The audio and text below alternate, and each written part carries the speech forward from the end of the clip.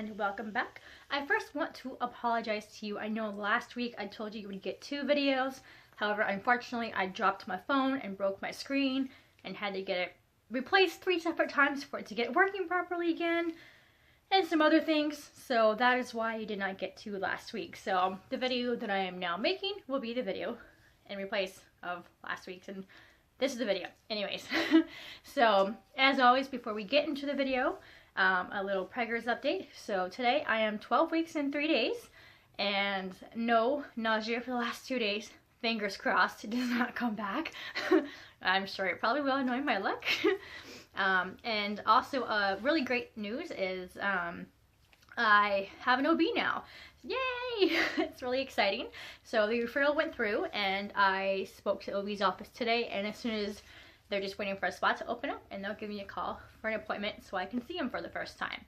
And so now let's get into this video. Today we are going to be talking about different medications that you use for surrogacy or frozen embryo transfers. I'm first going to speak about the medications that I was personally put on, what my med protocol was, what some of the side effects of the medications are, and why they are used. And then after that, I'm going to speak about 4 or 5 different other medications that other surrogates have been put on, because each clinic has its own med protocol and things like that. So I wanted to try to cover as much as I can about different medications you might need to be on if you do decide to become a surrogate, or if you are a surrogate and looking for more information. I do have it all written down because it's a lot to memorize and to know, and I'm not good at that. So I do apologize. I will likely be reading from my paper instead of looking at you guys. So let's get into this video. Before I get too much into it, I wanted to discuss with you the protocols that I'm going to be mentioning in regards to the amount of medications and how long I had to take them for. Was my own personal med protocol for myself and what my clinic and the doctor I was working with gave to me. Your protocols might vary or might be different, might be more, might be longer, shorter. So I don't want you to think that that's the exact protocol, because it can be different depending on where you go and what clinic you are with. Also, when I talk about side effects, there are side effects for my personal med protocols. There will be 4 medications that I'm talking about that I personally took. There are medications that I might have personally noticed for myself, or side effects that other surrogates that I know of have had themselves. So I wanted to let you guys know about that as well. They're not necessarily what's written in the pamphlets, because if I were to write all the pamphlet side effects, it's just too much work. So I wanted to give you a heads up of those things first.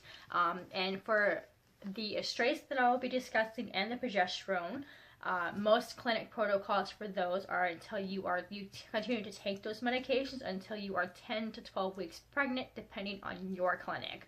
My clinic was until I was 10 weeks and 3 days pregnant. So now that that stuff is out of the way, let's talk meds. So my first medication was estrase. It's estrogen. It's a 2 milligram pill. It was a tiny green little pill here, and there you go. The back of it just said E2. And that's what it looks like. I started taking that on day 1 of my cycle, of my menstruation cycle. That pill I took 1 pill 3 times a day up until 5 days to transfer it. Once I hit 5 days before transfer, my protocol changed and I was taking it 1 pill 2 times a day. And I weaned myself off of that by the time I was 12 weeks. Now, I know you heard me say stop meds at 10 weeks 3 days for my protocol, but I did have severe headaches last time I stopped. So to try to prevent that side effect, I did wean myself off of it with clinic's permission. So if any of you are taking it or about to take it, I highly recommend asking your clinic to wean off of it instead of stopping abruptly to prevent headaches. Some of the side effects, as I discussed, I will be talking about bloating, weight gain. I personally, the first time I took it, gained 10 pounds. This time, gained nothing. So it depends on how your body reacts to it. There's headaches, there's vaginal discharge, breast tenderness. Some women notice that their breasts actually grow larger. The reason why you have to take estrase is to thicken the endometrial lining, and it makes sure that your body has enough estrogen for fetal development, and it prevents you from ovulating. So you start taking it while you're on your period, and it actually prevents you from having your next period, because typically transfer is like around that time that you would be expecting your next period, so it prevents that from happening. The next medication is called Metarol. That medication is awful. Like, it tastes like chalk. Some girls, to try to get the flavor out, they say, some of them say that you can have some orange juice in your mouth and then just stick the pill in there and swallow it. Some say to stick it and hide it in applesauce. Some hide it in yogurt. There's whatever works for you to try to help you get through it. It's one of those pills where you take it and it just leaves this lingering chalky like consistency in your mouth, and it lasts a while. So I'm sorry, it sucks. So for that one, I took one pill for 7 days. So you take that so many days leading up to your transfer, and then I took it for 1 day extra after my transfer as well. And that pill, what it does is it assists the embryo to implant into your uterus, and it also keeps your autoimmune system from interfering with implantation. So there you go. Next is doxycycline. I took that one pill 2 times a day for 10 days, same as the Metarol, except for I took it for a few days more. Again, just so many days before transfer, and then 1 day after transfer as well. Their side effects, I don't know. To be honest, I do apologize for the side effects. If anybody know of them, please put them down. I know you can cause your stomach to be upset and whatnot, but I couldn't seem to find my list of the side effects, so I'm not sure where those are. And for the Metarol as well, most people do not have side effects, so that's why I skipped over that part. So the reasons why you were put on doxycycline is to prevent any possible pelvic inflammation or infections. They do, when you do your transfer, they stick a thing up through your cervix into your uterus, and sometimes that can cause an infection, and they just want to make sure everything is clean and clear and it's safe for everything to proceed. For the progesterone, I'm going to talk about the 2 different forms that I took. My first transfer, we took vaginal suppositories, and I have that here. It was 100 milligram tablets, and I did 2 capsules 3 times a day. That's what it looks like, just like a little pearl. It has TV written on it, and that one, with the vaginal suppositories, you do get vaginal discharge. You have to wear a pad or a panty liner 24/7 with this one if you do get suppositories. For myself personally, for these specific ones, I noticed the vaginal discharge, as I mentioned. I also had some spotting, just light spotting and cramping for a majority of the time while I was taking this, like mainly after transfer. So that concerns me a lot, and I didn't enjoy taking this because you have to lay down. For myself, to lessen the discharge, I lay down for 15 to 20 minutes after each time. And with a toddler, it's a little difficult to do that. So my second time around, I took them in intramuscular injections. I started off with sesame oil, and unfortunately within about 3 to 4 weeks, I noticed I was having a reaction to that oil, which means, reaction just means I'm really itchy. There was some redness and inflammation in that area where I was injecting. It showed up the next day, and so I had to switch my oil to cottonseed oil. And so after that, it worked a lot easier. I did notice with cottonseed oil, it's not with only cottonseed oil, it can be with other oils as well, that you actually get lumps under your skin. Under where you're doing injections, you can actually get lumps and bumps there. They do, most of them go away on their own, so do not be alarmed if that happens to you. It's already been like 2 weeks, sorry, since I've stopped taking the injections, and I actually do still have some tenderness over here, and there's a couple lumps over here that still have yet to go away, but they are shrinking. So I will show you the needles here. This is an 18 gauge needle. That is what you use to draw the oil up into the syringe. And this is the syringe. and there is a 22 gauge needle attached to that, and that is what you use to actually inject with, and you inject intramuscularly with that. And your nurse or at your clinic that you're working with should show you how and where to properly inject this. So when you have these needles, you also have your oil. You're going to have alcohol swabs to clean the area before you inject, to make sure that area is clean. You're going to want to have band-aids on hand and cotton balls, because once you pull that needle out, you're also going to be having, sometimes, not all the time, there will be a little bit of blood or oil that leaks out, so you want to put the cotton ball there to soak up what might be coming out there before you put the band-aid on. So that is that for the progesterone. Side effects, I kind of went over them while I was discussing it, but I will read them again. You can get breast tenderness. You can get tenderness at the injection sites, lumps under your skin where you're injecting, and dizziness is one that I did forget to mention. The reasons why you have that is it prepares the uterine lining for embryo implantation.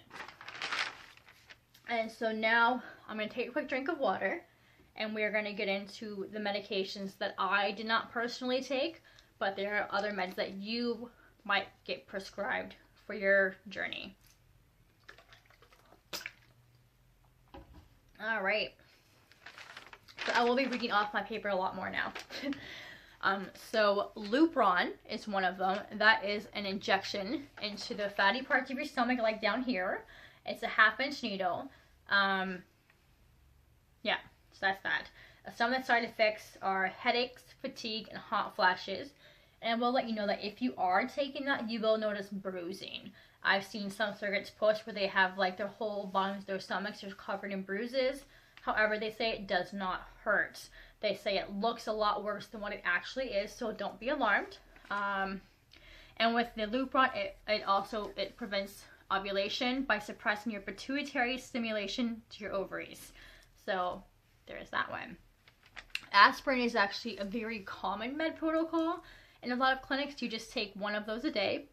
I'm sorry, I do not know why I'm so gassy tonight. So for aspirin, you take that 1 pill a day. The side effects are upset stomach, heartburn. You can get bruising easily. And what it does is it thins your blood, and it helps to prevent blood clots, because some of the medications can thicken your blood. This also assists with impending embryo implantation as well. I have no idea with any of these medications that I'm speaking of how long you take them for, what their protocols are, because I did not take them. Estrogen patches. Now, I did see the pill form that I showed you. You can also get them in a patch form. And according to what I found, the patch is applied to your abdomen. The side effects of that is skin redness, irritation, or rash. I'm assuming that would be where the patch area would be. Nausea and fluid retention.